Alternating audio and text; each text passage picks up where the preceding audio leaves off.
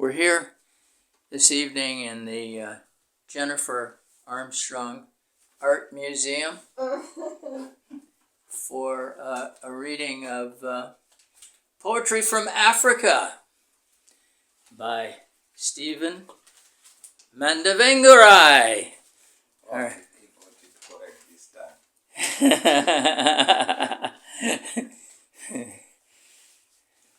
So the next that I'm reading is called One Day. This one really tries to connect with the message about climate change, how like the earth has changed, and how it can no longer sustain humanity and everything in it well because of what probably humanity has done to the earth through like unsustainable extraction and other stuff. So it reads, I will one day. I caught my flight on Sunday, had known I would someday. I really wanted to travel and at God's creation marvel, pick the theme for my next novel. I wanted to pen a trilogy, diverged when I read about the Trinity, wondered how that was a unit. Grandpa said no one understood divinity, that it was not for mortals, whose sole purpose was to worship. I marveled at this relationship. I wanted to understand it better, why others didn't even have shelter, how the land was getting wetter, while in some places it was getting hotter. I really wished I understood that. Grandpa said I would one day. Set me down one noonday. Can't remember, maybe one Monday. The day wasn't like any other day. Grandpa said he couldn't delay, lest we let the earth decay. Said man was made of clay, came from this very ground one day, and like clay would return someday. Said being ignorant doesn't pay, that we should be thankful for each day, even if we didn't have our way. There is always God's way, which Grandpa wished I knew one day, and teach the children someday, that they revere the earth, for in it lie our wealth, and from it derives our health. All right. Very good. Live in harmony with the earth. That's Stephen Mandavengurai. All right. Very good. Yeah. Okay. The next one is said this day.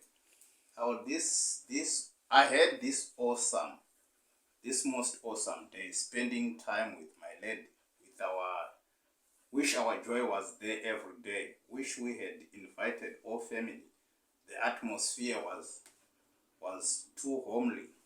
I was overjoyed, wished to share, thought that would only be fair. I was grateful my woman was here. We had spent months apart. I ruled the day I would depart, fly miles away to seek a living, to ensure I could see my kids thriving. I hope I could be back at the next Thanksgiving. I'm prayerfully hoping for the best before I can start my trek to the west. Living here alone is the ultimate test. I will be leaving my west. My mind will not be at rest. My heart throbbing as if to burst. I will just as well take to fast. I don't want the separation to last. Such is life. We just part of the cast. We must each take their part in haste and play one's part to the best. Very. So this one is entitled Good Night.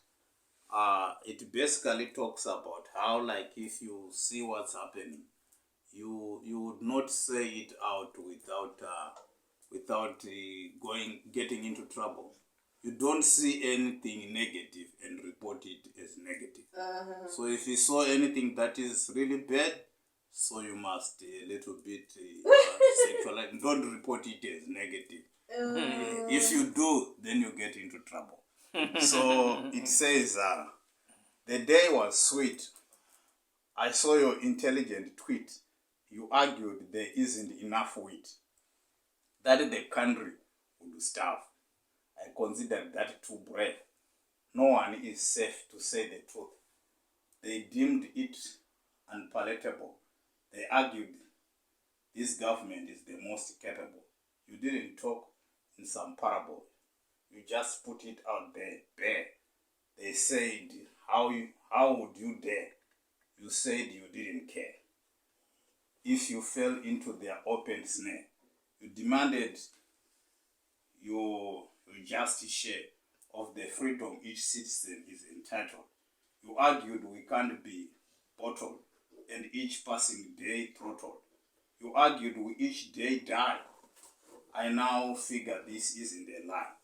The promise of freedom was a pie, but it really was one in the sky. The liberation train did not reach the station. The locomotive driver forgot the destination. We all wonder his real motive. The youth are restive, could skin him alive. They say the nation can't thrive with dead fingers in the beat. How I didn't have an illusion. Like, I didn't think that I would write, like, although I enjoyed reading, I didn't really think that I would one day sit down to write something myself. Yeah. Yeah, but I just tried as well. Like, I didn't try. I just found my voice. I will also read a poem in which I talk about finding my voice. Yeah. So this one says I had no illusion. So I had no illusion this would be me. I didn't seek to find fame. I grew up introverted and too-tame. Attended the school for just a term. I became too sick, cried all night. Cried it wasn't all right. That all the kids fight, hitting the lies out of me. My mom consoled me, said that's how school begins. That there was a future beckoning, and it needed a bright kid's reasoning. She said I was that just. Oh, sorry. She said I was that just-legged seasoning, that I needed to go back to grasp the meaning. I complained about a winning, said maybe I had sucked less. I was taller than my brother, fatter than my older brother. Mom said I shouldn't bother, that I should wait for father, that she couldn't go further. Said she would all her kids gather. Said my brains belonged to the gutter, that I needed to go back to school to reclaim my brains, that I only needed to reflect on my gains, that it outweighed my pains.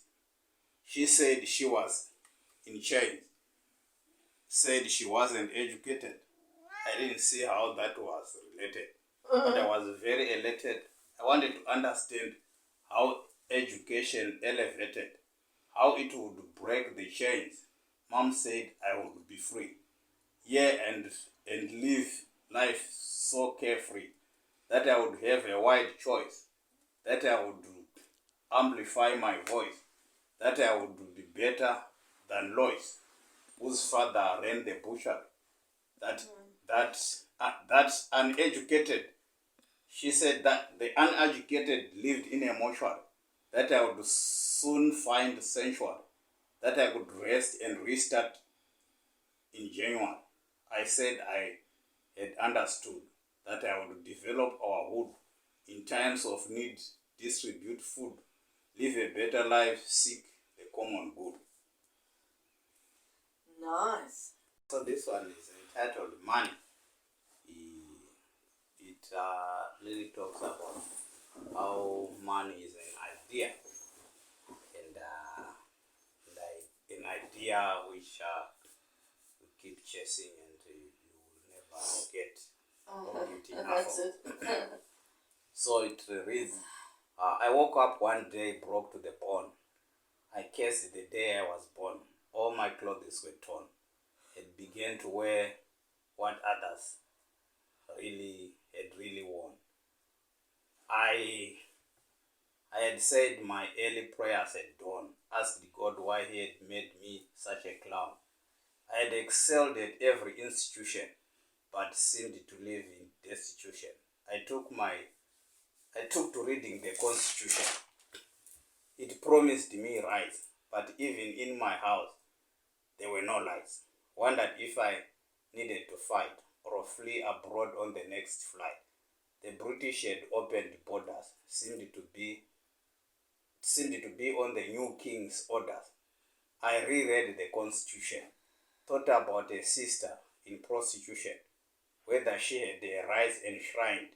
Remembered she said she visited a shrine, probably because she had lost her shine. Reckoned she no longer looked so fine. She drowned in misery, drank liters of wine. I remembered Jesus' message. I reckoned I had my ego to massage. I had arrived, come of age. I lost all my previous rage. I felt the devil was destined for a cage, that God would from here emerge and all the darkness and its forces submerge. Oh, religion. Yeah, back to religion, of